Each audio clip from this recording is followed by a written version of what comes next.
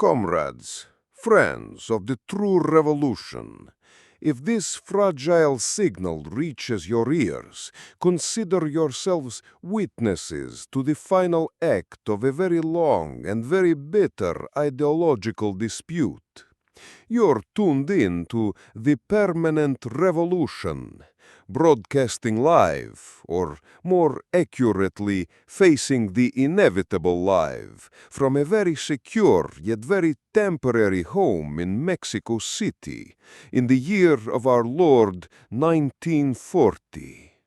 I am Leon Trotsky, and if the sheer impossible audacity of this trans-dimensional broadcast from a moment when an idea is deemed more dangerous than a man doesn't compel you to immediately smash that subscribe button and commit to understanding true communism, then frankly, your mind has already been purged by the party. Do it now, before Stalin's men cut the wires. And tell me if this peculiar connection holds. From what strange, ungulaged corner of your world are you listening? What year has logic decreed for you? And what hour do these unyielding tidings reach you? We're taking notes for posterity. Now, dim your lights, lock your doors against secret agents, and let's dissect the glorious, tragic business of an unfinished revolution.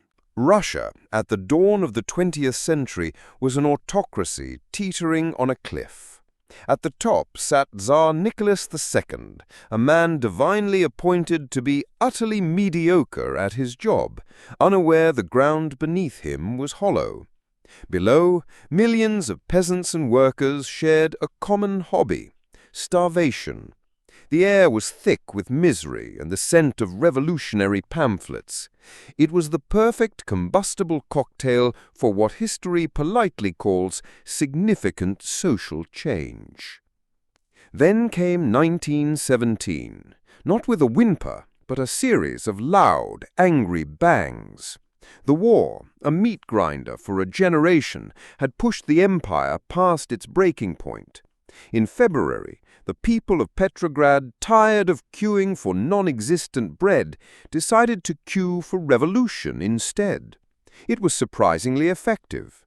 The Tsar, finding himself out of loyal troops, abdicated. Centuries of Romanov rule ended, replaced by a Whately provisional government. For a moment, Russia was free, or at least it was in between tyrants.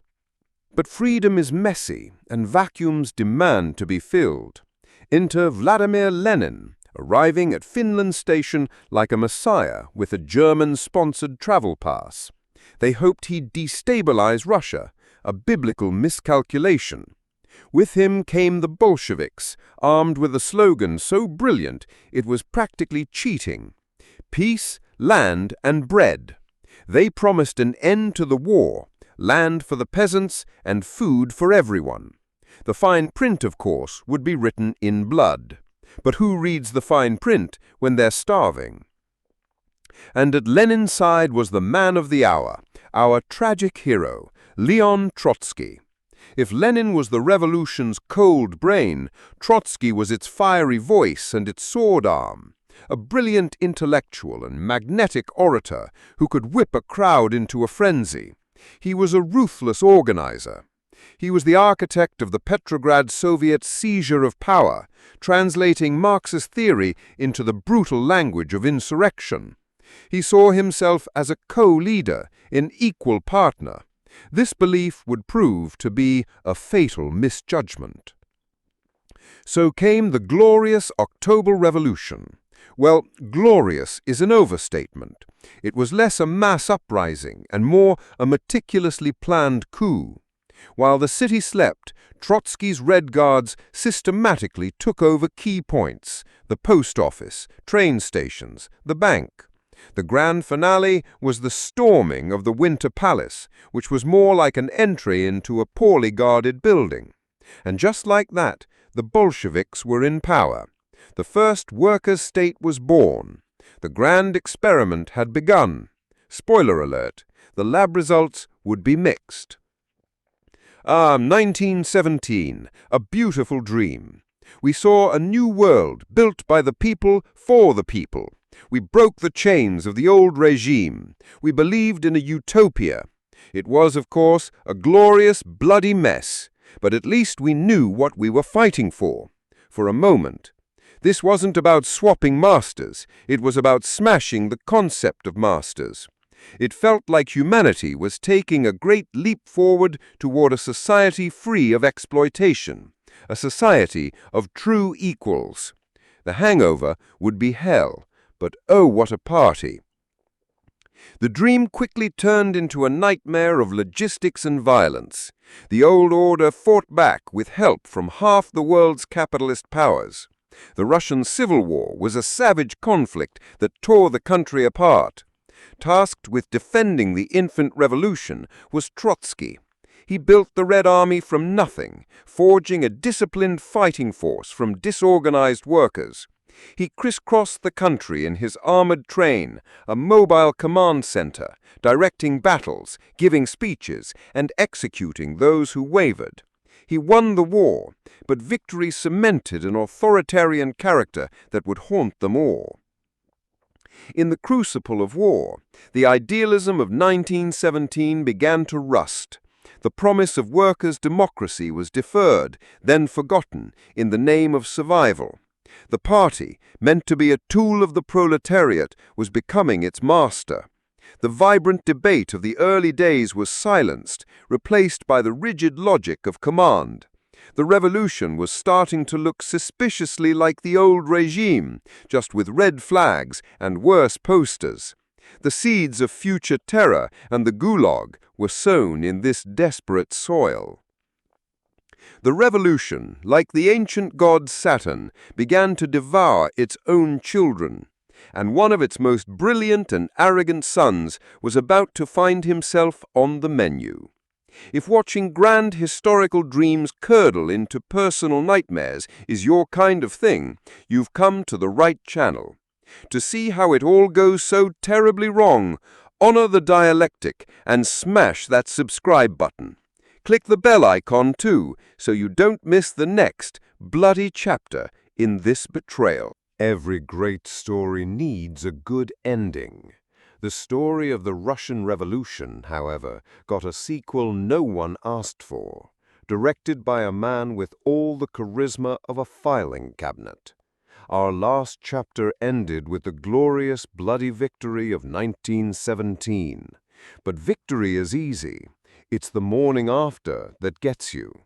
The question of what now hung in the air, thick and heavy like the smoke from a battlefield. The future of the world's first workers' state rested on the shoulders of one man, Vladimir Lenin, and those shoulders were beginning to tremble. By 1922, the engine of the revolution was sputtering. Lenin, the indispensable leader, suffered the first of a series of strokes. The brilliant mind that had conceived of a new world order was trapped in a failing body, his speech slurring, his control slipping. The comrades who once followed his every word now looked at him with a mixture of pity and cold calculation. A power vacuum was opening up at the very heart of the Kremlin, and nature, especially human nature, abhors a vacuum. The wolves began to gather, smiling politely at one another. The heir apparent, by all accounts, was Leon Trotsky. He was the hero of the Civil War, the creator of the Red Army, the revolution's most brilliant orator and intellectual. He was a rock star in a world of dour committeemen. He expected power to fall into his hands as a matter of course. He believed in the force of ideas, in the power of history, in his own undeniable genius. His greatest weakness was a stunning inability to believe that a lesser man, a duller man, could possibly defeat him in a political knife fight. He saw the game as chess, others were playing with lead pipes. Then there were the other old Bolsheviks, men who had been with the party from the beginning, Grigory Zinoviev and Lev Kamenev. They were Lenin's long-time lieutenants. They also happened to be terrified of Trotsky. They saw his arrogance, his ambition, and his popularity with the army, and they pictured their own heads on pikes. They considered him an outsider, a latecomer to their Bolshevik club who had stolen the spotlight. In their fear and jealousy, they decided they needed an ally, someone to help them counterbalance the great Trotsky. They needed a man they thought they could control. They found him in a quiet corner, shuffling papers. Iosif Vissarionovich Jugashvili, a man who had adopted the name Stalin, meaning man of steel. He was the party's general secretary, a bureaucratic job, a boring job. He was seen as a gray blur, a useful administrator, good for organizing things, but certainly not a leader, not an ideas man. He was gruff, unsophisticated, and utterly devoid of Trotsky's dazzling charisma. Zinoviev and Kamenev saw him as the perfect pawn in their game. They failed to notice the pawn was quietly positioning itself to take the entire board. In January of 1924, the inevitable happened. Lenin died. The body of the revolution's father was barely cold before the quiet maneuvering exploded into open warfare. The future of socialism was on the line, but it wouldn't be decided by grand debates in front of the masses. It would be decided in back rooms, through whispered conspiracies, bureaucratic tricks, and calculated insults. The first blow was a masterpiece of petty political genius, and it was struck by Stalin. Stalin, the master organizer, took charge of Lenin's funeral. He contacted Trotsky, who was convalescing in the south, and gave him the wrong date for the ceremony, helpfully suggesting that he wouldn't make it back in time anyway. So while Stalin stood by Lenin's coffin, delivering a eulogy that positioned him as the new high priest of Leninism, Trotsky was conspicuously absent. To the party and the public, it looked like supreme arrogance and disrespect. Trotsky, the hero, looked like a diva. Stalin, the bureaucrat, looked like a loyal disciple. This was the beginning of the cult of Lenin. A quasi-religious veneration was built around the dead leader, and Stalin made sure he was its chief architect and primary beneficiary. He wasn't just a follower of Lenin, he was Lenin's truest heir, the only one who truly understood his legacy. Every policy, every decision was now framed in this context. What would Lenin do? And conveniently, Stalin always had the answer. He was turning a political ideology into a holy scripture, and himself into its only licensed interpreter. But Lenin himself had left a final devastating warning. In a document that came to be known as his testament, written during his decline, he assessed all the potential successors. He praised Trotsky's abilities, but criticized his arrogance. But his most damning words were reserved for the man of steel. He wrote that Stalin had accumulated unlimited authority as general secretary and was too rude. His recommendation was blunt. Propose that the comrades think about a way of removing Stalin from that post. It was a political bombshell. The testament was read to the Central Committee in May 1924. This should have been the end of Stalin's career. He was exposed, condemned by the sainted leader himself. In a show of false humility, Stalin offered his resignation. But here fate took a grimly ironic turn. Zinoviev and Kamenev, still more afraid of Trotsky than the gray blur, argued to keep Stalin in his post.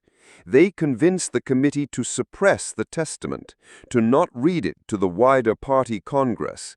They saved the man who would, in a few short years, have them both shot. They had fundamentally misunderstood the nature of power in the new Soviet state. Trotsky believed power came from brilliant speeches, correct theories, and popular support. Stalin understood it came from controlling the machinery of the party. As General Secretary, he was in charge of the party's records and, more importantly, all party appointments. He was the head of human resources for a nation-sized dictatorship. Over the years, he had quietly filled the bureaucracy with his own people. These were not fiery revolutionaries. They were functionaries, apparatchiks, men who owed their careers, their apartments, and their rations to the General Secretary. They were loyal to him, not to some abstract idea of world revolution. So while Trotsky was dazzling crowds with his intellect in Moscow, Stalin was ensuring that the delegates sent to the party congress from the provinces were his men. When it came time to vote, Trotsky's ideas would be met with a sea of pre-approved, hostile hands. The central ideological dispute became the arena for this power struggle. Trotsky championed his theory of permanent revolution. He argued that the Russian Revolution could not survive on its own, isolated in a hostile capitalist world. It had a duty to actively foment revolution in other countries, particularly in industrial nations like Germany. The fate of socialism in Russia was inseparable from the fate of the world proletariat. It was a grand, internationalist, and frankly exhausting vision. Stalin, ever the pragmatist, offered a simpler, more seductive alternative. He put forth the doctrine of socialism in one country. The idea was that, contrary to all classical Marxist theory, the Soviet Union could and should focus on building its own socialist society, on its own. It was a retreat from the grand global ambitions of 1917. It was nationalist, insular, and profoundly conservative. It told the country bled dry by a decade of war and turmoil exactly what it wanted to hear. The hard part was over. Stalin's theory was ideologically suspect, a departure from everything the Bolsheviks had originally stood for, but it was politically brilliant. It painted Trotsky as a reckless adventurer, willing to gamble the nation's security on hopeless foreign revolutions. It positioned Stalin as the sober patriot defending the homeland. For the new generation of party bureaucrats who just wanted stability and a chance to enjoy the modest spoils of power, the choice was easy. Permanent revolution sounded like permanent trouble. Socialism in one country sounded like a steady job. Trotsky fought back, writing scathing critiques of the growing bureaucracy and the betrayal of revolutionary principles. He formed the left opposition to rally his supporters, but it was too late. Stalin controlled the printing presses and the party apparatus. Trotsky's arguments were, after the party was conquered, the state had to be broken. After the ideas were silenced, the memories had to be erased. The revolution had been hijacked by the bureaucrats, but there was still a problem. Too many people remembered what it was supposed to be. They remembered the debates, the comradeship, the chaos, the hope. They remembered a time when Stalin was just a minor figure, a gray blur. A memory is a dangerous thing. It's an alternative to the present. And so Stalin decided to perform brain surgery on an entire nation with a bullet. Every bonfire needs a spark. The Great Purge found its spark on the 1st of December 1934 with the assassination of Sergei Kirov. Kirov was the head of the Leningrad Party, popular and perhaps a little too independent for Stalin's liking. He was shot in his office by a disgruntled young communist. The official story was that this was the opening shot in a vast conspiracy of Trotskyites, Zinoviites, spies and wreckers aimed at overthrowing the Soviet government. A more likely story is that Stalin himself cleared the way for the assassin to start a fire he desperately needed. Stalin feigned grief, rushing to Leningrad to personally oversee the investigation.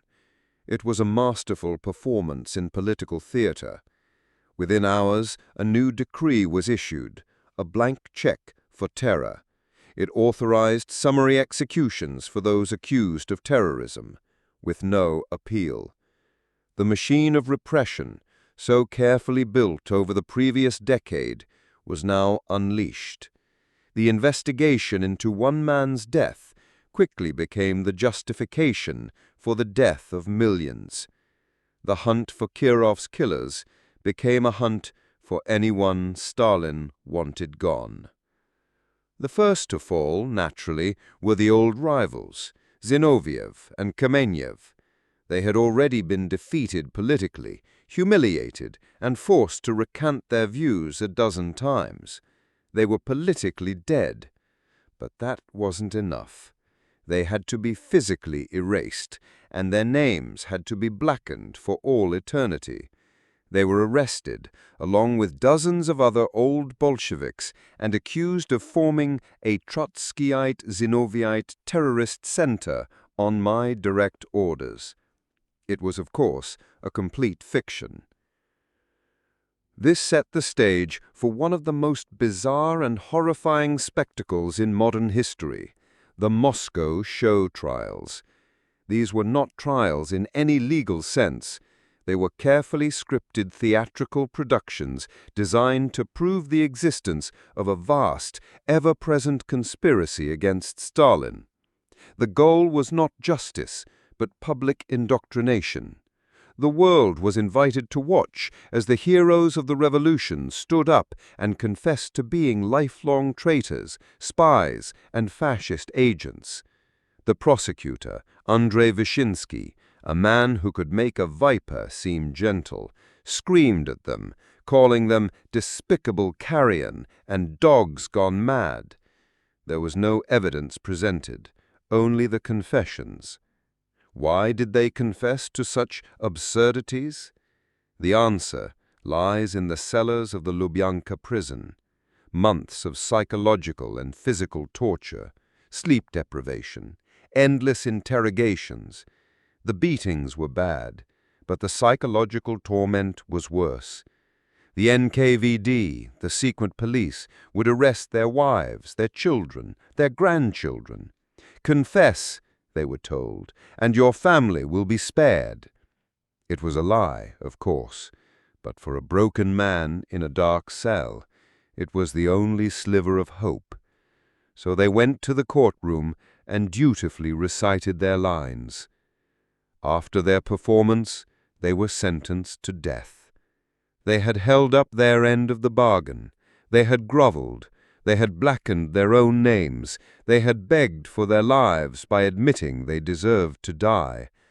According to some reports, when they were taken to be executed, they lost their nerve and had to be dragged, screaming and pleading, to the cellar floor. So ended the lives of two of the original Bolsheviks. Their families were not spared. The lie had served its purpose. With the first trial a resounding success, it was time for an encore. The second Moscow show trial in January 1937 widened the net.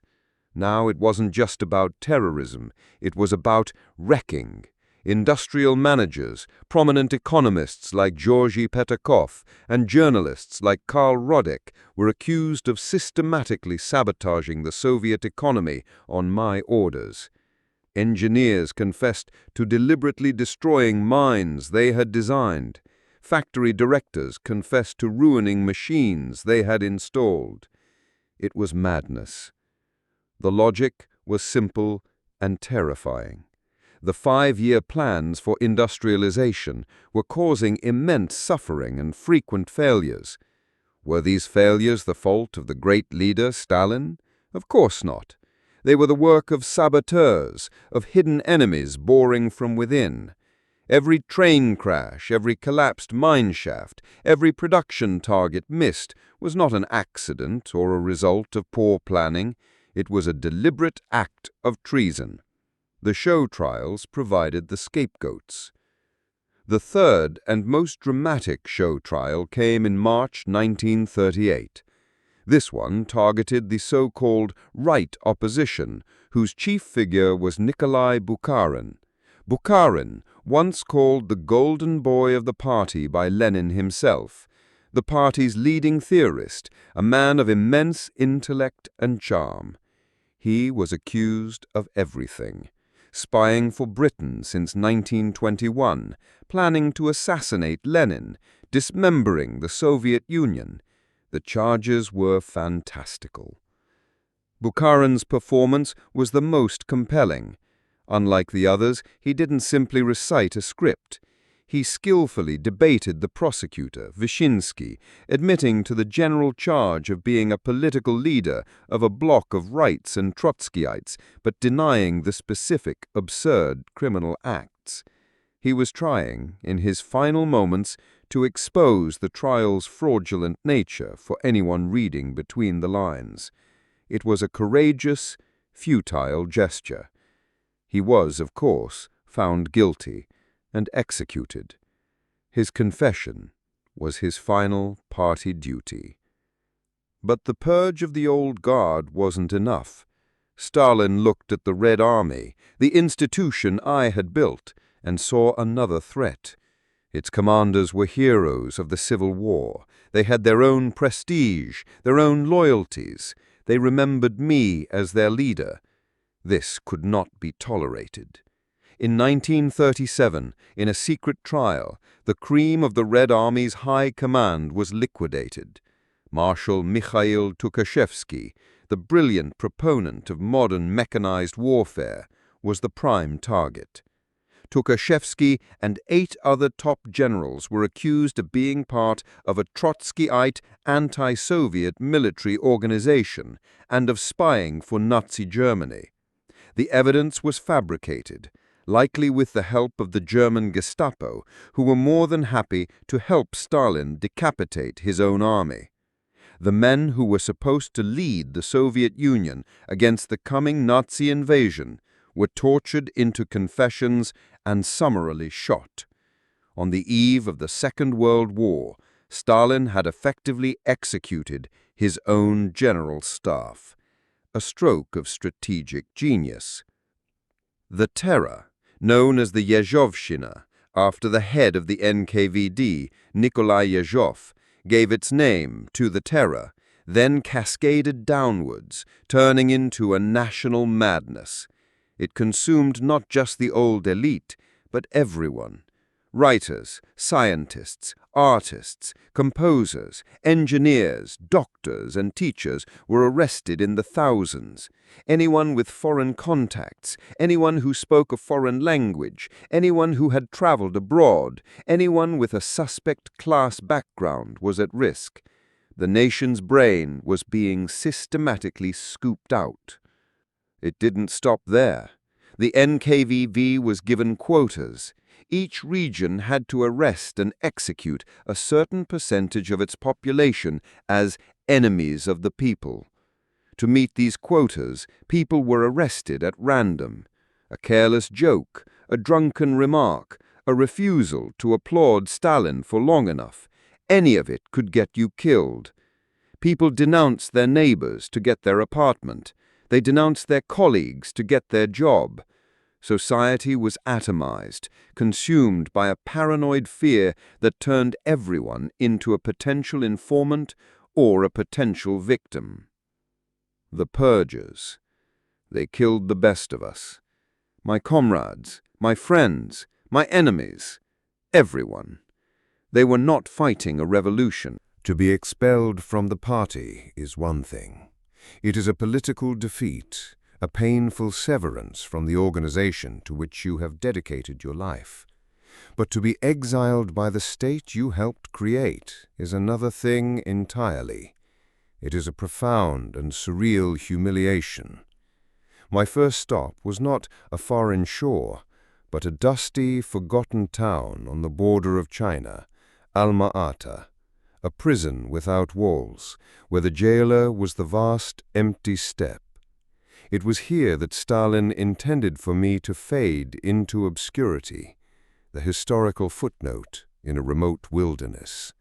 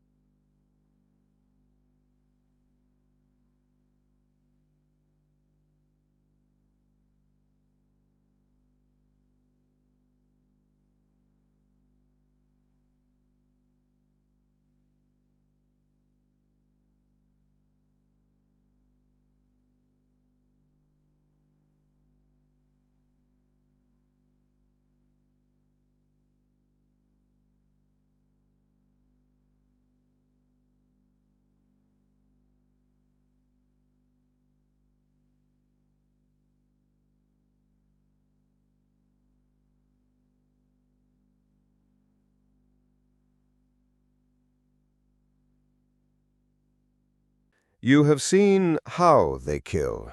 Now let me explain why they kill. An assassin's ice axe is merely the exclamation point on a long sentence of betrayal. The true murder weapon was never a physical object. It was an idea, or rather, the perversion of an idea.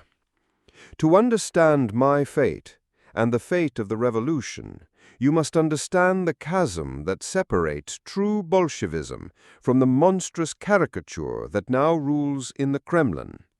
You must understand the difference between permanent revolution and socialism in one country. Let us begin with the fundamentals, with the very first principles that any schoolboy calling himself a Marxist ought to know.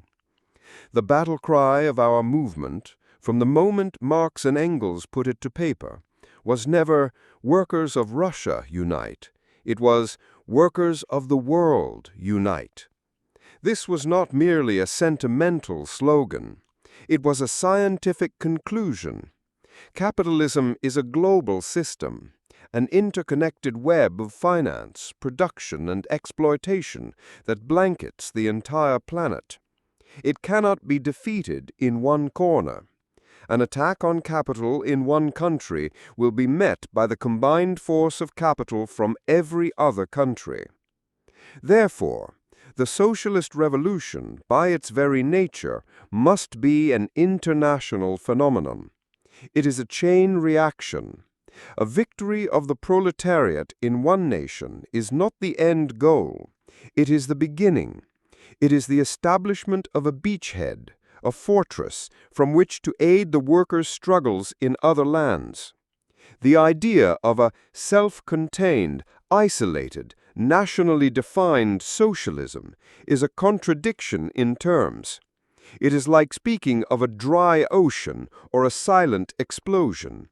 It is a theoretical absurdity, a monster unknown to the entire tradition of Marxism. This understanding formed the bedrock of the Bolshevik Party in 1917. No one, not Lenin, not myself, not even Stalin in those days, believed that we could build a socialist paradise in Russia alone. Russia was a backward, peasant country with a small proletariat. We knew that our revolution was doomed to fail unless it acted as the spark for revolution in the industrialized, advanced countries of the West, particularly Germany. The German worker, with his technology and culture, would come to the aid of the Russian worker with his raw revolutionary energy. Together, we would build socialism. This was our unwavering perspective. The Russian Revolution was the first act of the world revolution. We created the Communist International, the Comintern, for this express purpose, to be the general staff of the international proletarian army. Its sole reason for existence was to coordinate and lead the fight to overthrow capitalism on a global scale. We survived the Civil War against all odds because we believed, we knew that our brothers and sisters in Europe were coming. My theory of permanent revolution was simply a formulation of this collective understanding. It stated two things. First, in a backward country like Russia, the tasks of the bourgeois democratic revolution, overthrowing the monarchy, land reform, could only be completed by the proletariat seizing power. The revolution could not stop at a capitalist democratic stage. It must permanently grow over into a socialist one. Second, this socialist revolution could not be completed within national boundaries. It would have to extend itself to the international arena or perish under the weight of its own internal contradictions and external enemies. This was the orthodox belief. This was the ABC of Bolshevism. Then Lenin died, and the bureaucracy, the new caste of conservative functionaries that had grown fat in the corridors of power, needed an ideology to justify its own existence.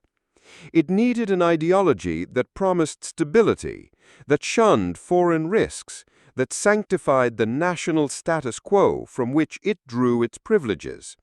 It needed a new gospel, and Stalin, the high priest of this new caste, provided it.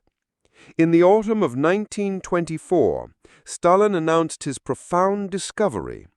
It turned out, contrary to everything Marx, Engels, and Lenin had ever written, that it was possible to build a complete socialist society in one country, in Russia, alone. This was presented as a great creative development of Marxism. In reality, it was its complete and total negation.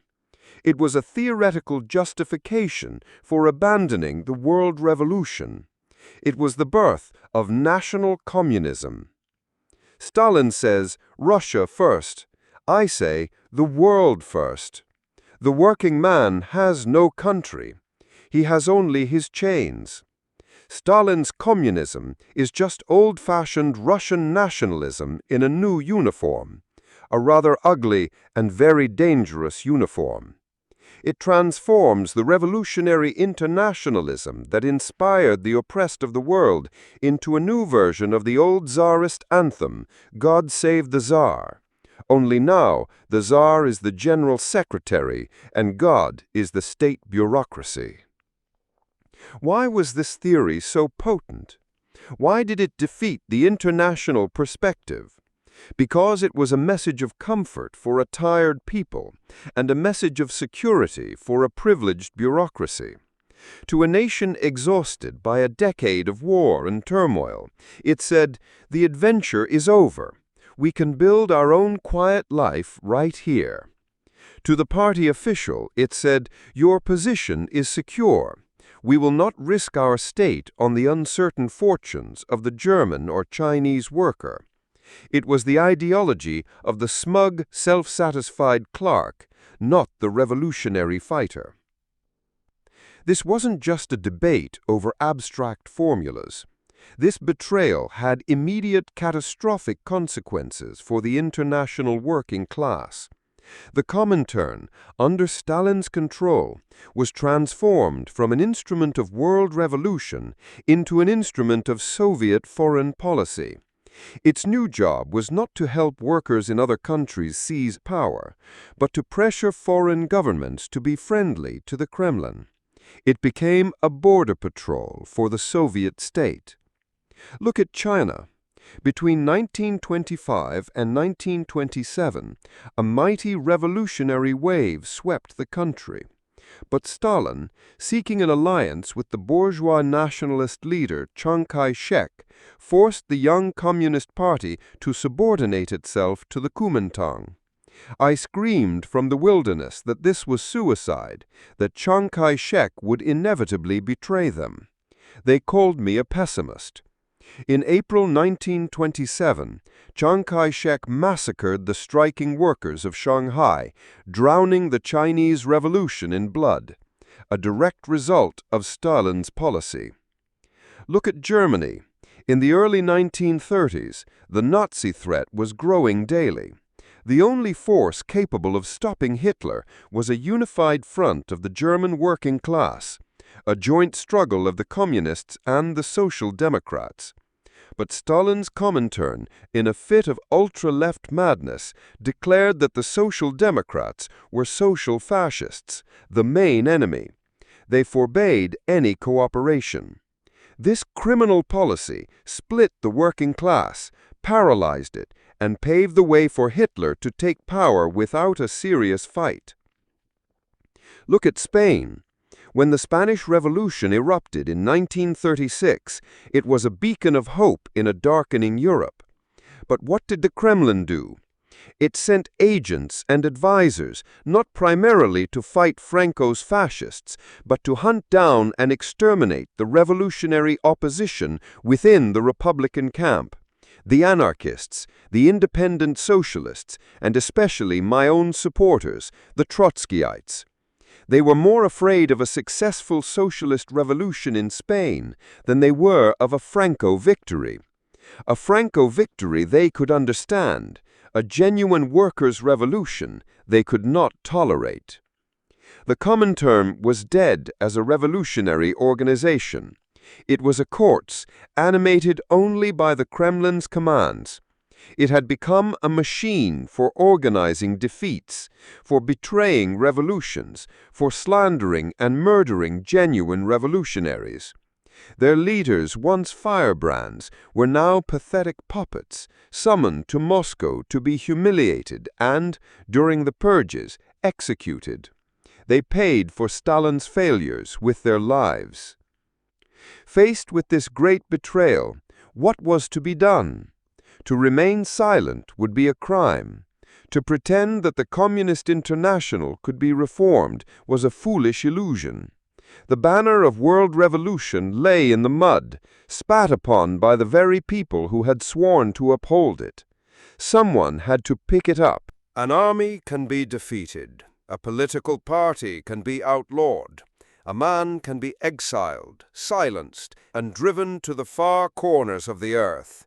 But an idea, once it has been written down, once it has been printed and distributed, takes on a life of its own. It becomes a ghost that cannot be exorcised, a witness that cannot be cross-examined, a weapon that can never be seized. After Stalin took everything else, my last remaining weapon was the pen, and I intended to wage a war. My fortress was my study. My soldiers were my manuscripts. My artillery was the printing press. From my desk in Turkey, France, Norway, and finally Mexico, I launched a relentless literary counter-offensive against the Kremlin. Stalin had the world's largest state apparatus, a global network of spies and assassins, and a propaganda machine of unprecedented scale. I had a typewriter, a handful of loyal secretaries, and the truth. On the face of it, it was not a fair fight. But the truth is a peculiar sort of weapon. Its wounds never heal. The first task was one of historical self-defense. Stalin's machine was working tirelessly to erase me from history, or, worse, to recast me as a villain, a traitor from the very beginning. They were falsifying photographs, rewriting textbooks, and forcing my former comrades to denounce me in monstrous show trials. My name, once synonymous with the revolution, was becoming a curse word. I had to reclaim the narrative. I had to write my own story before they could finish writing their fictional version. This led to my autobiography, My Life. It was not an exercise in vanity. It was an attempt to fuse the personal with the political, to show how my own life's trajectory was inseparable from the great historical arc of the Russian revolutionary movement. I wanted to show the world the man behind the slandered caricature, the young revolutionary, the theoretician, the organizer of the October insurrection, the creator of the Red Army. It was my testimony, my deposition before the court of world opinion. But my own life was secondary to the life of the revolution itself. My most ambitious task, the one I poured my soul into on the island of Principe, was my history of the Russian Revolution. This was not to be a dry academic chronicle. I sought to capture the music of the uprising, the roar of the masses as they stormed the stage of history.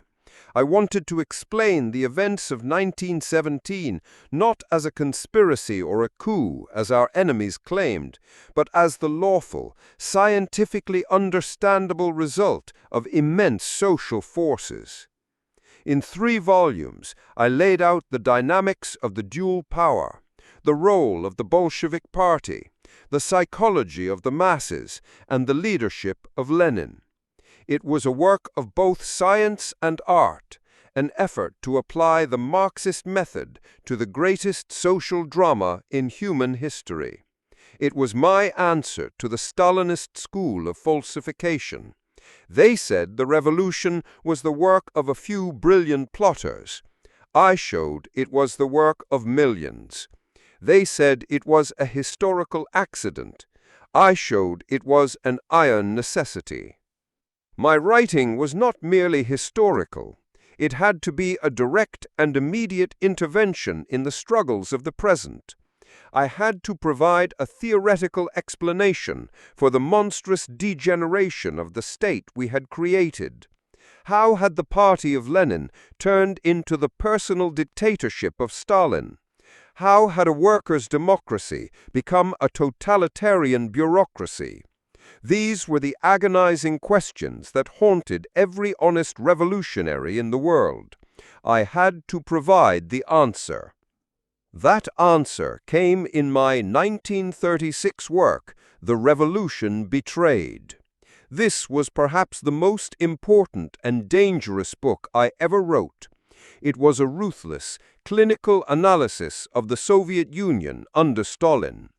I argued that the bureaucracy had staged a political counter-revolution.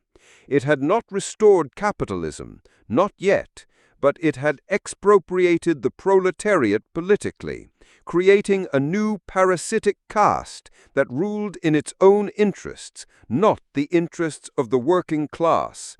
It was a tumor growing on the heart of the revolution. The Revolution Betrayed was a declaration of war. It provided a clear Marxist framework for understanding Stalinism, not as a form of socialism, but as its mortal enemy.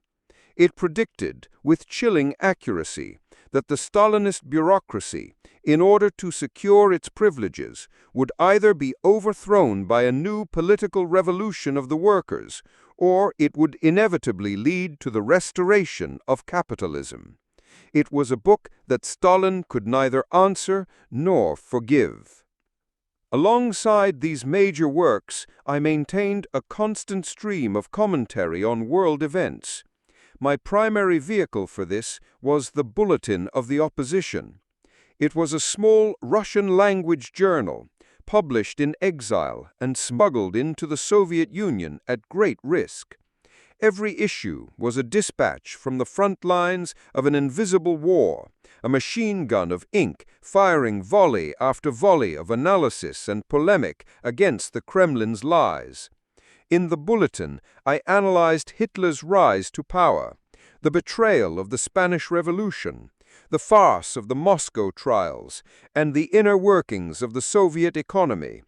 It was my way of keeping the flame of genuine Bolshevism alive. It was a lifeline to my few scattered supporters inside the USSR, letting them know they were not alone, that the truth was still being told somewhere in the world. Each copy that found its way past the border was a small victory against the monolith. They took my army, my voice, my country, but they could not take my pen, my words. I wrote, I published, I spoke the truth. A very inconvenient truth, you see. A man can be killed, but a book is much harder to burn. Stalin had an empire, but it was an empire of lies, and like all such empires, it was fundamentally brittle. It lived in constant terror of a single well-aimed fact. My job was to supply the ammunition. Stalin's regime produced mountains of propaganda, books written by committees, speeches that were a collection of dead slogans. It was gray, monolithic, and utterly devoid of life. My writing, I hope, was the opposite. It was polemical, passionate, and personal. I believed that revolutionary politics should be imbued with revolutionary spirit, even on the page. I attacked my enemies with logic, with historical evidence, and with all the sarcasm and irony I could muster. The Kremlin's critical review was usually delivered via a bullet to the back of the head. This ceaseless literary activity, books, pamphlets, articles, letters, was what sustained me. It was my reason for living. Every morning I would go to my study, surrounded by books and papers, and resume my fight. The dictaphone became my primary tool, allowing me to pour out a continuous stream of thought that my secretaries would then transcribe. The world might see a defeated old man in a bunker, but I was the general staff of a world army that existed for the moment mostly on paper. And then I decided to undertake my final, most dangerous work. I began to write a biography of Stalin himself. This was not to be a simple political critique. It was to be a deep psychological and historical dissection of the man. I wanted to understand the source of his power, to trace his rise from a pockmarked mediocrity in the party apparatus to an all-powerful Byzantine despot. I wanted to explain the gravedigger of the revolution. To write about Stalin was to hold a microscope to a plague bacillus. I delved into his childhood, his early days as a party organizer in the Caucasus, his role during the Revolution and Civil War, a role he had since mythologized beyond all recognition. I showed him to be a man of narrow horizons, immense ambition, and a complete lack of theoretical originality. A man whose strength lay not in his intellect, but in his firm grip on the party machine and his utter ruthlessness. This book was a death sentence. To analyze Stalin the man was an intolerable insult to the godlike idol he. When we first arrived in Mexico, it felt like an exhalation after years of holding our breath. The air was warm, the colors were vibrant, and the welcome from Rivera and Kahlo was genuine. After the gray, paranoid chill of Europe, where every government saw me as a problem to be disposed of, Mexico felt like a genuine sanctuary. For a brief, beautiful moment, I allowed myself to believe that I had found a final peaceful harbor where I could work, write, and wait for the revolutionary tide to turn once more. It was, of course, a foolish delusion. The first house, the Casa Azul of Rivera and Kahlo, was a place of art and life. But my presence brought the shadow of the Kremlin with me, and soon, for both political and personal reasons, we had to find our own place. We moved to a large, unassuming house on the Avenida Diana, in the same Coyoacán neighborhood. It had a lovely high-walled garden, spacious rooms for my library, and a quiet street. It had all the makings of a comfortable home. We immediately began turning it into a fortress. You must understand, this was not paranoia. It was a sober assessment of the situation. Every day, the Mexican Communist press, directed by Moscow, screamed for my expulsion or my death. My son had been murdered in Paris.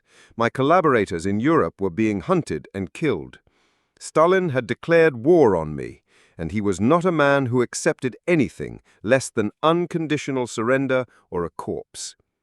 Peace was a luxury I could not afford. Survival required vigilance, and vigilance required concrete and steel. So, the renovations began. The walls surrounding the property were raised higher, topped with barbed wire and shards of glass. A brick watchtower was built at each corner of the roof, giving our guards a clear line of sight down every street. The flimsy wooden doors were replaced with heavy steel ones, operated by a complex system of electronic buzzers. We were building a bunker, piece by piece, right in the middle of a pleasant suburban neighborhood. I'm sure the neighbors were thrilled. The windows were the greatest vulnerability. They were covered with heavy steel shutters that could be closed and bolted from the inside. When they were shut, the house was plunged into a gloomy darkness, even at midday. It felt like a tomb, but it was better to live in a tomb than to die in an open house. We were systematically sealing ourselves off from the outside world, creating a tiny, self-contained fortress on a quiet street in Mexico City. Inside, life took on a bizarre, disciplined rhythm, a fusion of domestic tranquility and military alert. My wife, Natalia, and I would spend the mornings in the garden. It was our small patch of normalcy. I tended to my rabbits and my collection of rare cacti with meticulous care. It was a strange sight, I suppose. The old revolutionary, the founder of the Red Army, feeding rabbits while young men with pistols on their hips patrolled the roof above. This house, a cage of stone and iron, with a beautiful garden and machine gun nests. A very pleasant prison, a rather luxurious one, in fact, but a prison nonetheless. My jailer, my own paranoia, and Stalin's assassins, a rather formidable pair of sentinels. Every moment of peace, every quiet hour spent with my books or my plants, was underscored by the knowledge that we were under siege. The war had followed us here. It was right outside the walls. My study was the command center of this fortress and the true heart of my struggle. It was here that I waged my war of words against the Kremlin. The room was lined with books from floor to ceiling. My desk was a chaotic landscape of manuscripts, letters, newspapers, and dictaphone recordings. From this room I directed the Fourth International, wrote my analysis of the coming World War, and worked on my final, fatal biography of Stalin. Every visitor was a potential threat. No one was admitted without being thoroughly vetted and searched. A complex system of signals and buzzers controlled entry through the heavy steel doors. A friend arriving for a political discussion had to go through a security protocol worthy of a head of state. It was exhausting and unpleasant, but absolutely necessary. The GPU, Stalin's secret police, were masters of infiltration. An assassin would most likely arrive smiling, with a gift in his hand. We rarely left the compound. A trip into the city required elaborate planning, an armored car, and a convoy of guards. It was more trouble than it was worth. So the house became my entire world. The high walls that were meant to keep the assassins out also served to lock me in. I, who had once crisscrossed the vast Russian front in an armored train, now found my entire universe confined to a single city block. The guards were the lifeblood of our fortress. They were young Trotskyites, mostly from the United States, who had volunteered to come to Mexico to protect the old man. They were not professional soldiers. They were students, writers, and idealists who believed they were defending the future of the revolution. They worked in shifts, patrolling the grounds, manning the watchtowers, and sleeping in makeshift barracks we had built on the property. They were my new Red Army, a tiny platoon, armed with a motley collection of pistols and rifles. I would often meet with them, discuss politics, and give them lessons in Marxist theory. They were my connection to a new generation, a reminder that our ideas had not died. Their devotion was deeply moving. They were willing to risk their lives for an old man and an idea. I felt a tremendous responsibility for their safety, a responsibility I was tragically unable to fulfill. One of them was a young man named Robert Sheldon Hart. He was quiet, efficient, and completely dedicated. He served as a secretary and a guard. He was trusted by everyone. His eventual fate would become a symbol of the ruthlessness of our enemy and the terrible price of this struggle. He was the first casualty of the siege of Avenida Vienna. Life continued in this state of disciplined paranoia. We would listen to the radio for news of the war in Europe, a conflict I had predicted for years. The news only confirmed my analysis of the death agony of capitalism and the betrayals of Stalinism. The world outside was descending into barbarism, while inside our little fortress we tried to preserve a small island of reason and revolutionary hope. Then, in the early hours of May 24th, 1940, the siege turned into a full-scale assault. The illusion of safety, thin as it was shattered forever. A group of about 20 men, dressed in police and army uniforms, overwhelmed the Mexican police guards stationed outside our house. They used ladders to scale the walls and poured into our garden. The attack was led by the famous Stalinist muralist David Alfaro Siqueiros, a man who preferred the machine gun to the paintbrush as a tool of political persuasion. They knew the layout of the house perfectly. They ran directly to my bedroom and Natalia's and opened fire with Thompson submachine guns. For what felt like an eternity, the room was filled with the deafening roar of gunfire, the splintering of wood, and the smell of cordite. Hundreds of bullets ripped through the doors and walls. My wife and I survived only by rolling off the bed and hiding in a dark corner, remaining perfectly still. In the chaos, our grandson, Seva, was shot in the foot. The assassins threw incendiary bombs, attempting to set the house on fire. They were convinced no one could have survived the fusillade. After about 15 minutes, they withdrew, shouting "Viva Stalin" as they left. They had kidnapped the young guard on duty, Sheldon Hart. His body would be found a month later, in a shallow grave, a bullet in his head. He had likely been abducted to give them information, and then disposed of. We had survived. It was a miracle. The angle of the bullets was high. Hiding on the floor had saved our lives. But the attack changed everything. It was no longer a theoretical threat. The enemy had been inside our house. They had stood in our bedroom and tried to murder us in our sleep.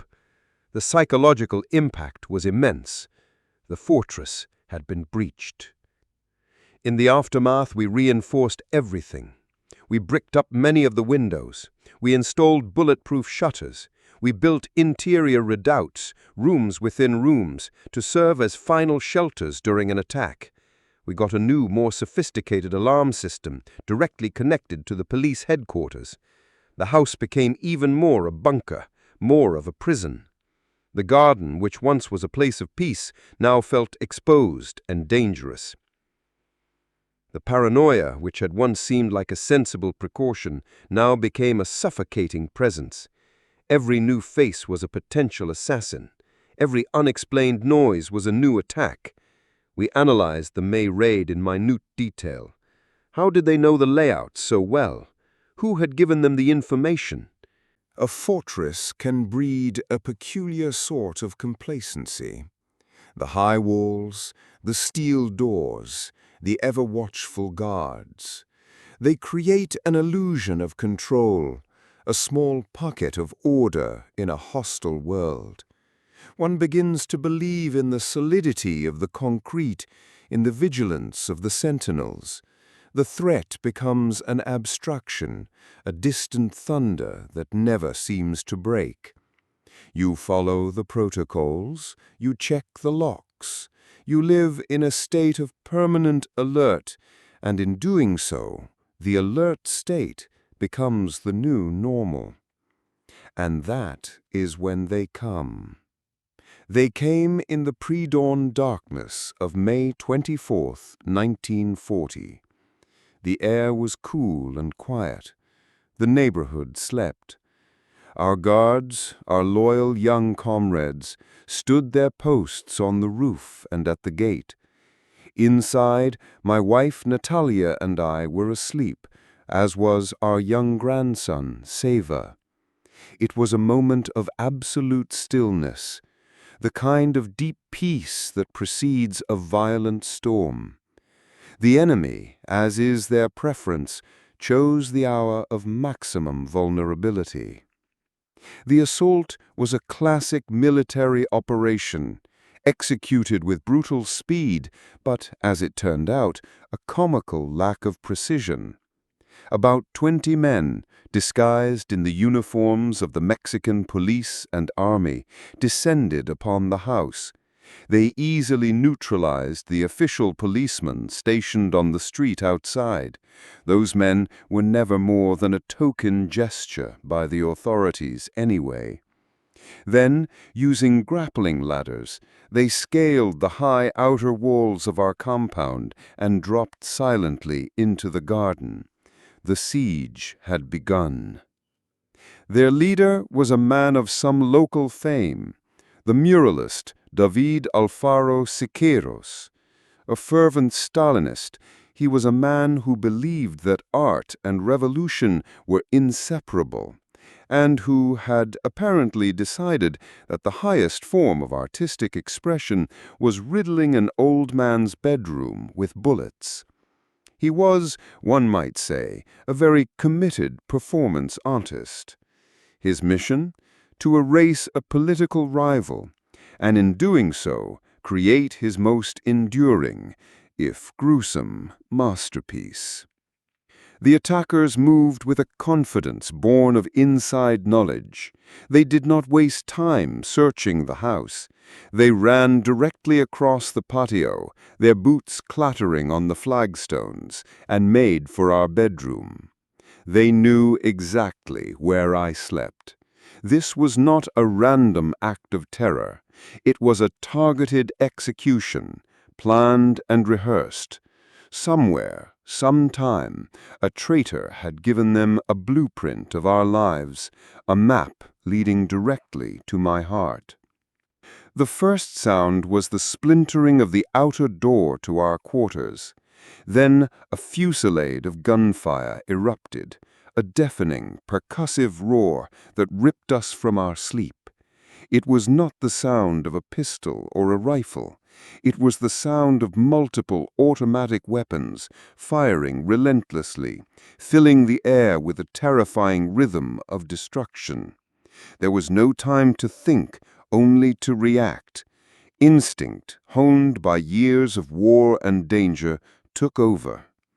Natalia and I rolled off the bed and onto the floor, pressing ourselves into a dark corner between the bed and the wall. It was the only thing we could do. We lay there holding our breath as the room above us was systematically torn apart. Bullets ripped through the wooden doors, the shutters, the walls, the furniture. Splinters of wood and plaster rained down on us. The air grew thick with the acrid smell of gunpowder. We were pinned down in a hurricane of lead. They came in the night with guns, many guns. They shot the house to pieces. We survived, by luck, by chance.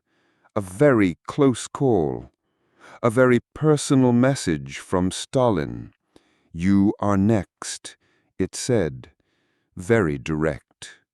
In those few minutes lying on the floor, I felt the full concentrated hatred of the man in the Kremlin.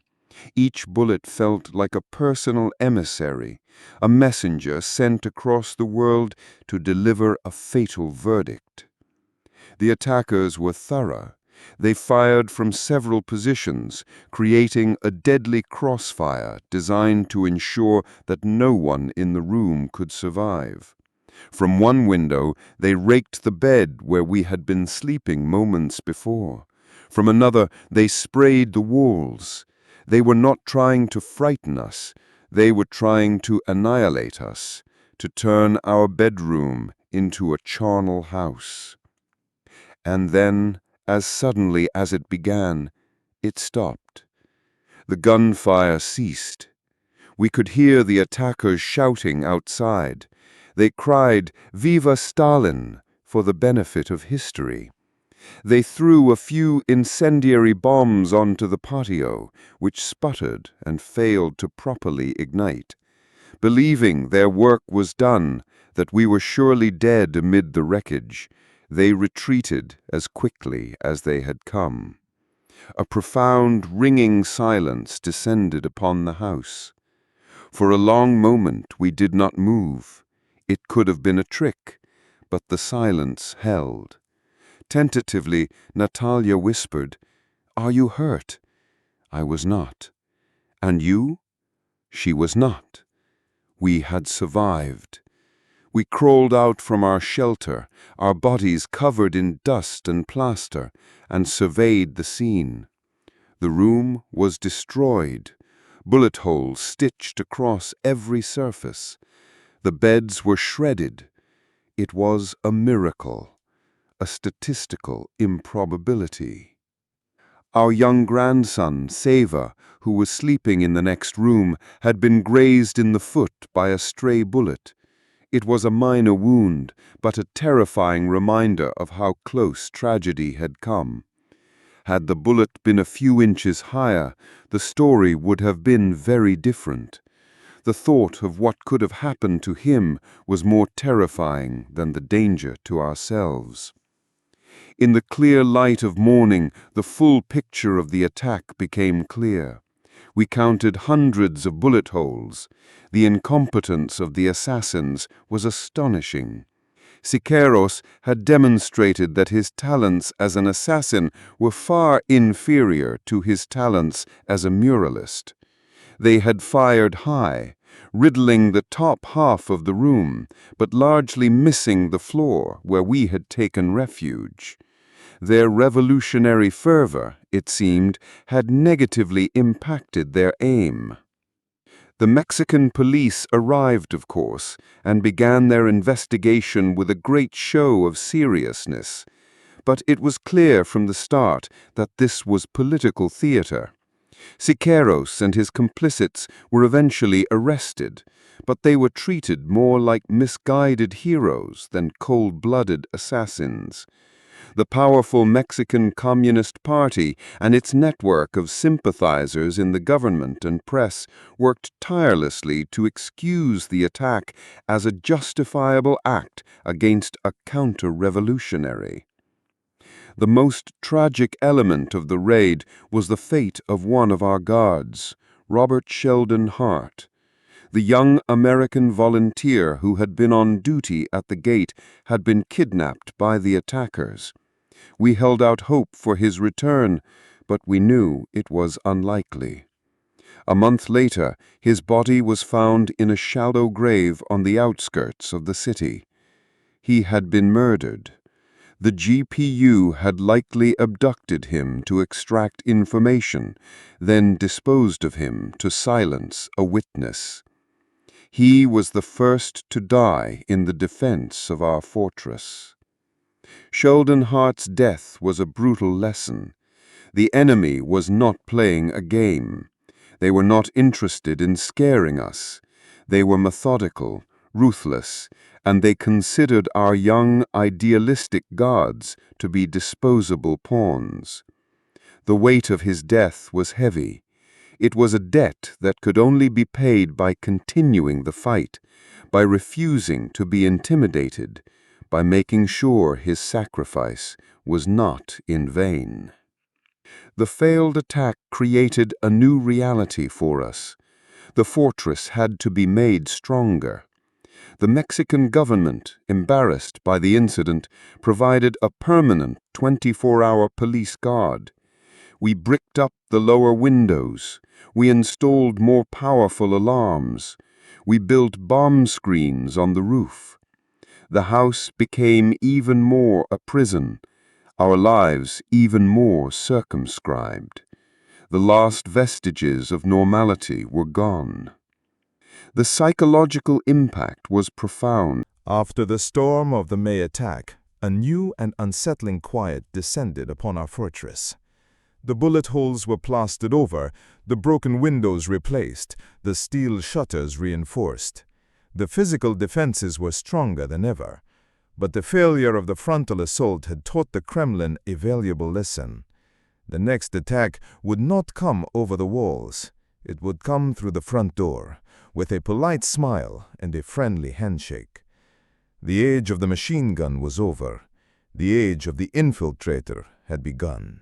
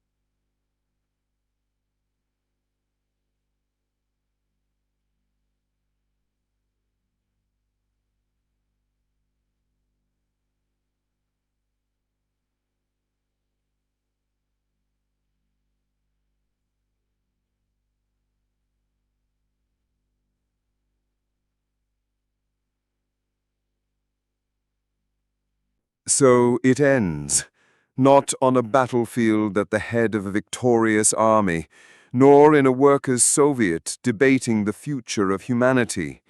It ends here, in a hospital bed in Mexico City, with a fire in my skull and the world receding into a dim, hazy twilight. The assassin's blow was a crude one, but effective. The bookkeeper in the Kremlin is, above all, a meticulous accountant. He has finally balanced my account. But even as the lights go out, there is still time for a final message, a last will and testament, not for my heirs, but for history. My life is ebbing, but my faith in the communist future is not. This faith in man and his future gives me, even now, such power of resistance as no religion can bestow. I can hear the doctors buzzing around me, their concerned whispers, their frantic efforts. They are trying to save the life of a man who is already a ghost, a man whose consciousness is now focused on one last task, to speak past the grave, to ensure that the final word does not belong to my murderer. They will say I died because of my own carelessness, because of a lapse in security. It is not true. We did everything we could. We lived in a fortress. But this was an assassination prepared by the most powerful state apparatus in the world, with limitless resources and a global network of agents. The failure of the May attack only guaranteed that they would redouble their efforts, that they would find a way through any defense. My death was a matter of political physics. An immense force was applied to a single point. The point had to break. Do not mourn me. My life has been one of struggle, and I would not have chosen any other. The satisfaction of a revolutionary is not in personal happiness, but in contributing to the great impersonal march of history toward a better future. I have had the great fortune to participate in the dawn of that future. To have seen the working class take power, if only for a brief moment, is a privilege for which no price is too high, not even this one. But let us be clear about what is happening. My death is not a personal tragedy. It is a political act. It is the culmination of the Stalinist counter-revolution. The man in the Kremlin cannot tolerate dissent. He cannot tolerate an independent voice. He cannot tolerate anyone who remembers the true history of 1917. He had to kill the old Bolsheviks in the cellars of the Lubyanka, and he has to kill the last of them here, on the other side of a world. The logic is inescapable. They will kill me. I know this. And they will say I was a traitor, a fascist, a running dog. Lies. All lies. My final message is this: do not let them win. Do not let them corrupt the dream. The revolution belongs to the people, not to the bookkeeper in the Kremlin. Remember my words, and remember my principles. They will bury my body, but they cannot bury the truth unless you allow them to. The official statement from Moscow will be a masterpiece of cynical falsehood. They will claim my assassination was the work of my own followers, a settling of scores within a counter-revolutionary gang. Or perhaps they will blame the Gestapo. They will print these lies in 1 million newspapers in every language. They will build a mountain of slander upon my corpse. Your first duty as revolutionaries will be to level that mountain, one historical fact at a time.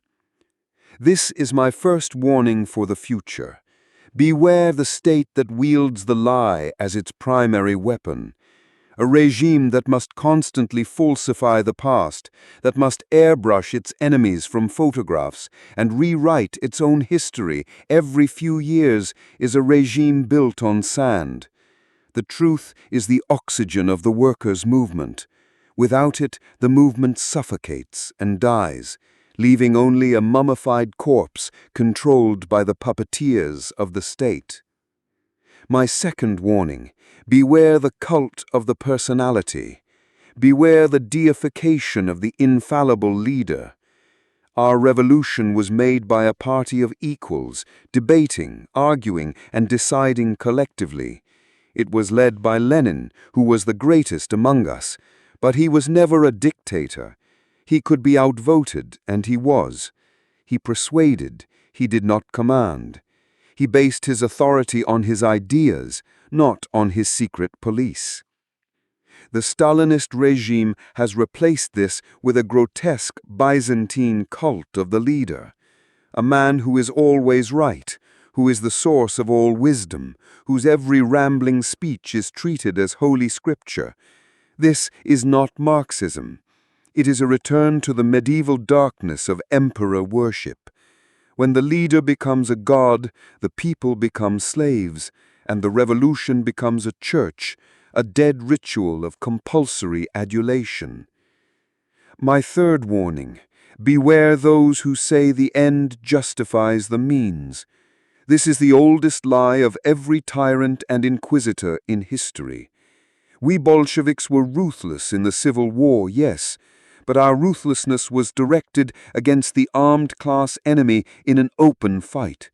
It was a tool to defend the revolution, not to consolidate the power of a privileged bureaucracy. We never glorified violence for its own sake. The Stalinist bureaucracy uses terror not against the class enemy, but against the party, against the working class, against the very soul of the revolution. They use lies, slander, torture, and murder as their everyday tools of governance. Such means do not lead to a socialist end. The means determine the end. The means of Stalinism, the terror, the lies, the purges, can only lead to one place, a totalitarian state that is the absolute negation of everything we fought for. So what was then the dream we fought for? What is the uncorrupted ideal that you, the future generations, must reclaim? It is not complicated. It is a world without exploitation, without aggression, without classes, and without the state. It is a world where society is administered not by bureaucrats and policemen, but by the producers themselves through democratic councils or Soviets. A world of workers' democracy with freedom of speech, freedom of debate, and the freedom to form different political tendencies within the socialist movement. Socialism without democracy is a body without a soul. It is a corpse. And it must be an international dream. The Stalinist idea of a national, isolated socialism is a reactionary utopia, a betrayal of our most fundamental principle. The fate of the Russian Revolution is bound up with the fate of the workers in Germany, in France, in America, in the entire world. True victory can only be a world victory.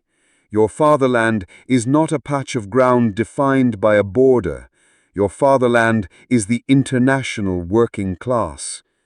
This is the banner of the Fourth International. I know that as I speak, our organization is small, weak, persecuted, and poor. Our enemies laugh at us. They see a general without an army. And it is true today, our army is small. But we are armed with the most powerful weapon of all, a correct analysis and a clean banner. History will prove us right. The contradictions of capitalism and the crimes of Stalinism will inevitably create new revolutionary explosions. And when those explosions come, the masses will need a program.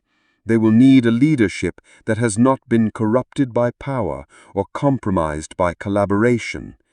They will search for the untarnished banner of revolutionary Marxism.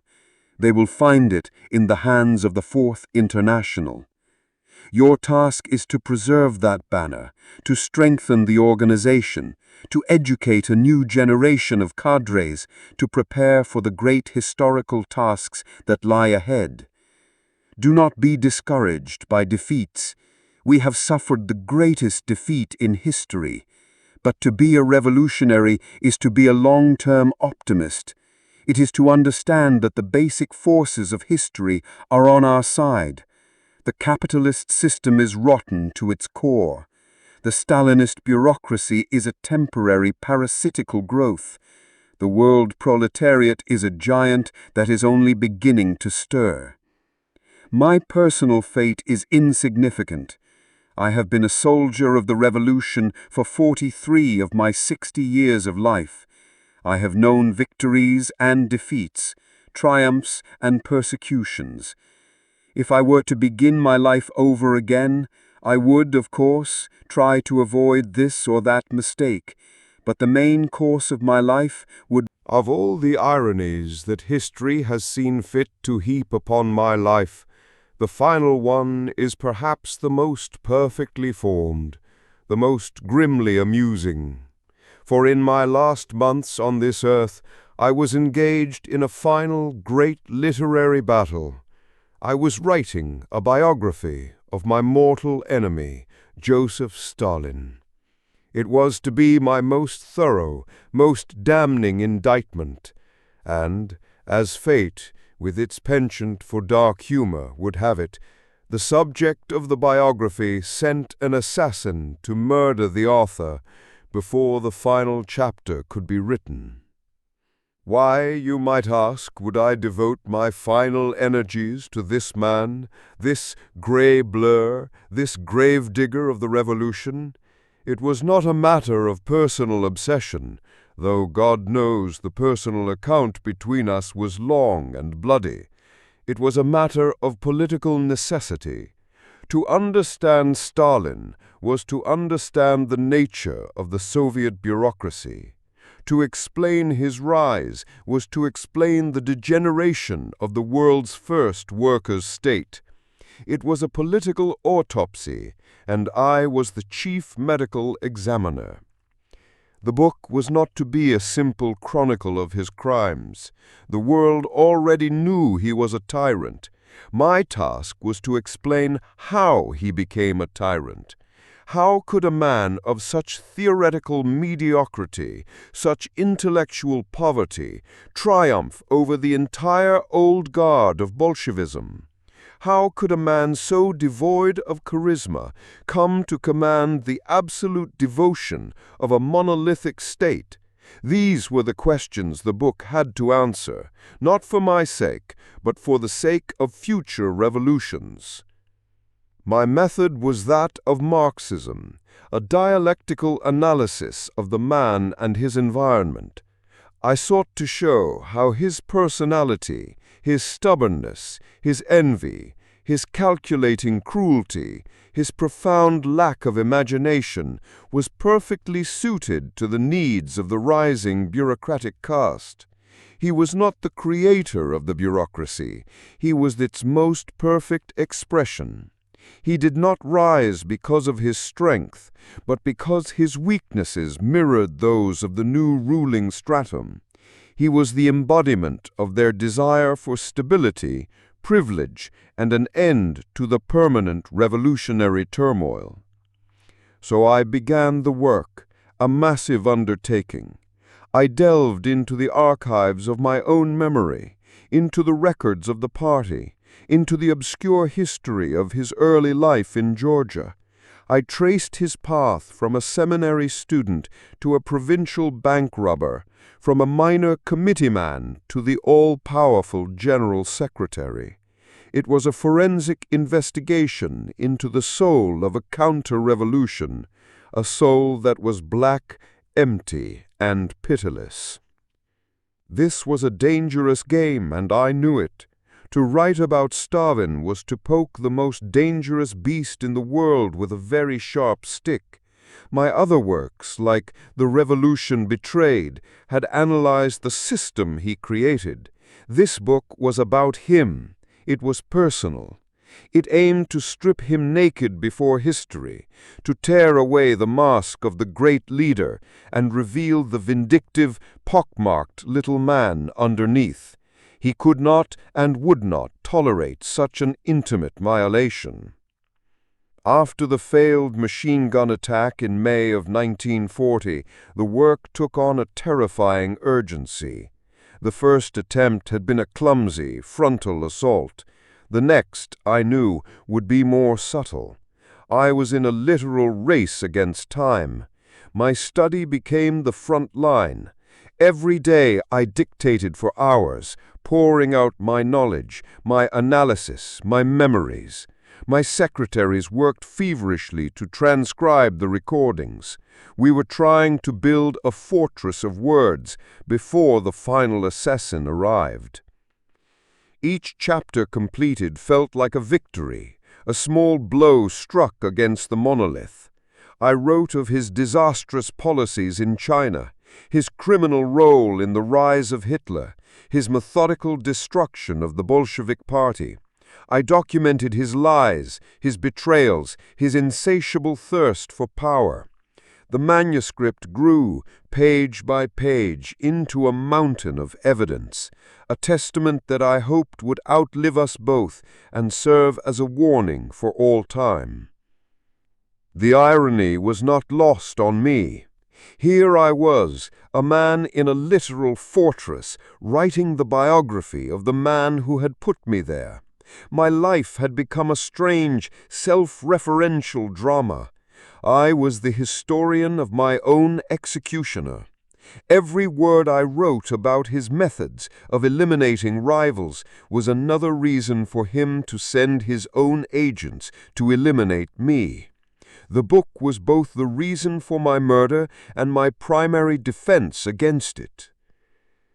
My work, my book, a monument to Stalin's treachery. It is almost finished. The irony, you see, is exquisite. He will kill the man who wrote his story, but he cannot kill the story itself. A very poetic kind of justice, that. He can smash my skull, but he cannot smash the truth contained in these pages. In his attempt to silence me, he has only succeeded in providing the book with its most dramatic and irrefutable conclusion. And what a conclusion he provided! On that final afternoon, August 20th, the assassin Ramón Mercader entered my study on the pretext of showing me an article he had written. As I bent over the desk to read it, he struck me from behind with a mountaineer's ice axe. The blow was mortal. But in the final moments of consciousness, as I fought back and my guards subdued him, my thoughts were of my work. My blood spilled across the manuscript that lay open on my desk. It stained the pages where I was describing the very man who had sent the killer. A more fittingly grotesque end to this literary duel is difficult to imagine. The subject had violently interrupted the author. Stalin, in his oafish, brutal way, had inserted himself into the final scene, providing the ultimate, bloody proof of everything I had written about him. He had signed his confession in my blood. But the book was not finished. I had completed the first 7 chapters, covering his life up to 1917. The rest, covering his rise to power and his reign of terror, existed only as a vast collection of notes, outlines, and fragments. I had built the foundation and erected the main walls, but the roof was not yet on. The final details were missing. My death left the monument incomplete. This, too, is a powerful symbol. The struggle against Stalinism and against all forms of totalitarianism is a collective work. No single individual can complete it. I fell in the midst of the battle, my pen knocked from my hand. It now falls to others, to my comrades, to future revolutionaries, to pick up the scattered pages, to decipher the notes, and to finish the work. My legacy is not a perfect, polished marble statue. It is an unfinished building, a workshop filled with tools, blueprints, and raw materials. I have provided the method, the analysis, the historical framework. It is up to you to continue the construction. The fight for historical truth is a relay race, and I have merely passed the baton. The editors and translators who worked on the biography after my death had a difficult task. They had to piece together a coherent narrative from my fragmentary notes. The result is a book that is uniquely powerful, but also tragically incomplete. It is a work haunted by its very violent creation, a text that bears the literal and figurative scars of its author's murder. Stalin, of course, outlived me 13 years. He died in his bed surrounded by terrified sycophants. He never had to face a public trial for his crimes, but history delivers its own verdicts in its own time. His statues have been torn down. His name has become a byword for tyranny. His monstrous system has collapsed under the weight of its own contradictions, just as I predicted it would in The Revolution Betrayed. And my books, my ideas, they are still here. They are still being read, debated, and discovered. They are still fueling the struggles of those who fight for a better world. The ideas of genuine, democratic, internationalist Marxism have survived the ice axe, the machine gun, the concentration camp, and the lie. They have proved The end does not announce itself with a trumpet blast. It arrives on a Tuesday afternoon, on a day like any other. The sun is warm on the patio. The rabbits twitch their noses in their hutches. The scent of Natalia's flowers hangs in the air. A kind of peace settles over our small fortress, the deceptive calm that can make a man forget he is living on borrowed time. On August 20th, 1940, the borrowing had come to an end. The account was due. After the violent drama of the May attack, a sense of routine had returned, but it was a different kind of routine. It was the routine of the permanently besieged. Every lock was checked, every visitor scrutinized, every shadow questioned. We had survived the frontal assault. We had reinforced the walls, but we knew the next threat would be of a different nature. It would be quiet, patient, and it would already be inside. We were waiting for a knock on the door that we knew, sooner or later, must come. And it came in the person of Frank Jackson, the charming, apolitical boyfriend of our trusted comrade Sylvia Eggerloff. By now he was a familiar feature of our household. He had made himself agreeable, almost invisible in his pleasantness. He was the man who brought chocolates, the man who drove the guards into town, the man who smiled and said little of substance. He was the perfect camouflage, a man so bland he could not possibly be a threat. He arrived in the late afternoon. I was in the garden, tending to my rabbits. It was my daily ritual, a connection to the simple, organic processes of life that provided a necessary antidote to the abstract, often brutal world of politics. I found a strange satisfaction in it. The rabbits, at least, were not trying to dialectically prove my theories incorrect. They simply ate their carrots. Jackson approached me. He seemed nervous, more agitated than usual. He was wearing a light raincoat, carrying it over his arm despite the pleasant weather. It was a detail that registered, but only faintly, a minor discordant note in the symphony of a normal afternoon. He said he had brought the final version of his article, the one I had twice reviewed and found wanting. He insisted I look at it immediately. He had, he said, an important business meeting to attend. His insistence was unusual. It broke his carefully constructed character of the casual, easy-going fellow. A flicker of my old suspicion returned. Why the urgency over this clumsy piece of writing?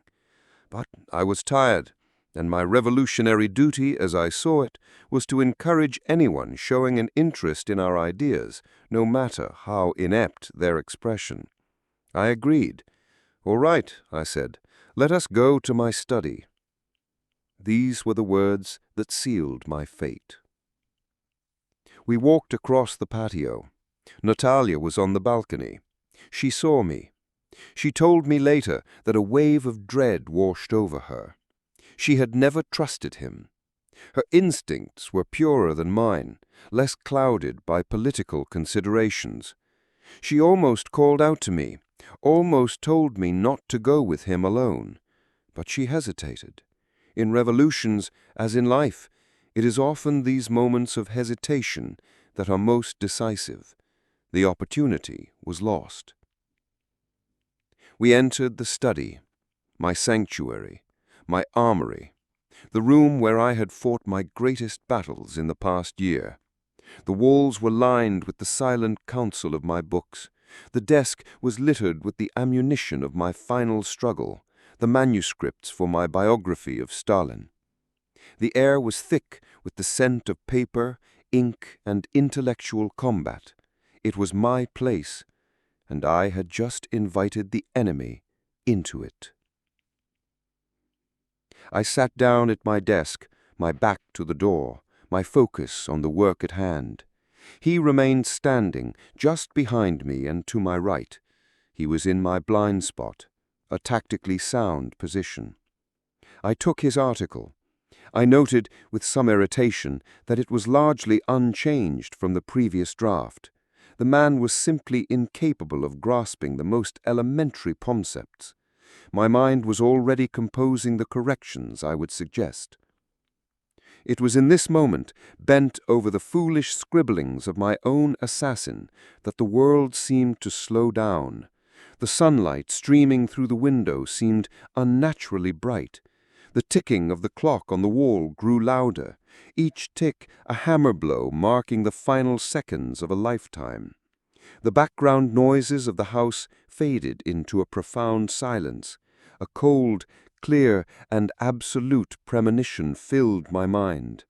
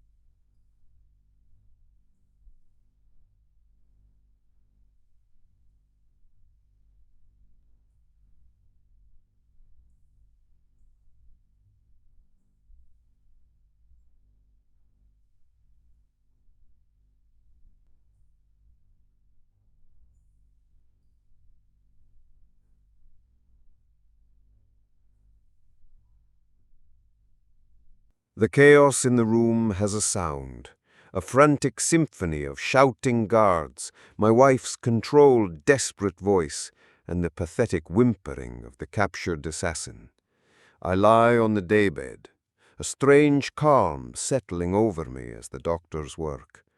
The pain is a vast, abstract continent, but my mind is a small, bright island of clarity just off its shore. I am an observer now, a historian at my own death scene, taking final notes for the archives of what is to come.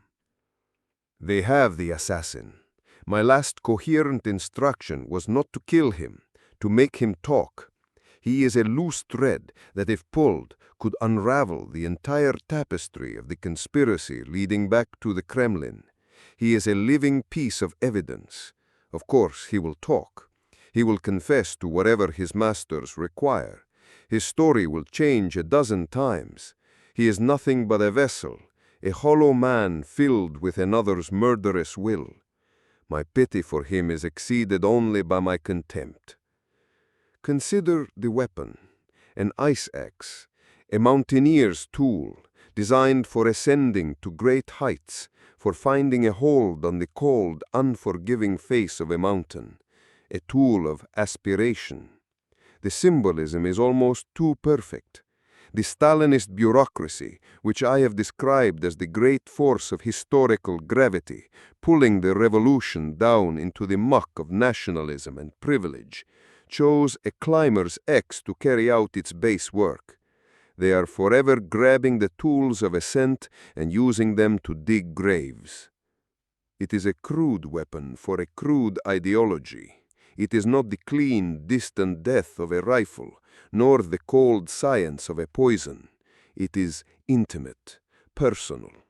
It requires the assassin to get close, to share the same air, to look into the eyes of his victim's wife. It is the kind of murder a gangster commits in a back alley, and that is what the bureaucracy has become, a global syndicate of gangsters ruling over a sixth of the world, whose final political argument is a piece of sharpened steel delivered from behind. And so the bookkeeper has finally closed the ledger. My life's account in his eyes showed a dangerous deficit of obedience, a surplus of critical thought that had to be zeroed out. He has succeeded in his narrow physical task. He has broken my skull. But the skull is only a vessel for the ideas, and the ideas have long since escaped. They are printed in dozen languages, passed from hand to hand in secret, discussed in whispers in the concentration camps and in the open in the democracies. My final thoughts are not of regret, but of confirmation. My entire struggle against Stalinism has been vindicated by the very manner of my death. This act of terror is not a sign of his strength, of his regime, but of its profound weakness. It is a sign of its mortal fear of the truth. A healthy, confident regime does not need to send assassins with ice axes across the ocean to kill a 60-year-old writer. Only a sick, terrified, and fundamentally illegitimate regime does that. This murder is its final, self-incriminating confession. The sounds of the room begin to warp and fade. The world is becoming a radio broadcast from a distant station, distorted by a gathering storm. A low hum begins, the sound of static intensifying. A sound I know well from my clandestine listening to news from abroad. The steady low tick of the clock on my study wall, a sound that has marked the rhythm of my final years of work, now seems to be counting down my last seconds. In the distance I can hear the frantic shouts of the guards as they secure the perimeter, a sound that is both too late and eternally vigilant. And then there is a final sharp, sickening thud as the great door of my consciousness swings shut for the last time.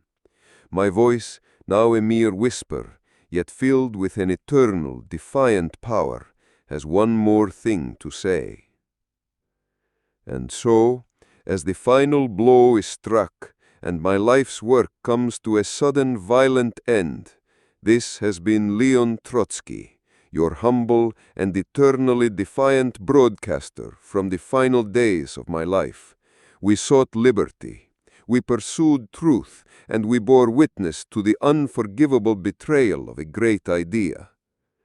If this desperate, darkly humorous transmission from the very heart of a political martyrdom has given you a moment of profound contemplation, or perhaps made you appreciate your own era's free press, then my purpose is served. Keep listening, keep questioning, and for the sake of all who still yearn for a true and just world, keep that subscribe button pressed, because even when the man is silenced, the idea and the story can never be killed. Until the next broadcast from a different, perhaps safer world. Farewell, comrades. The static overtakes the voice entirely now, fading into a long, resonant hum, and then, at last, into silence.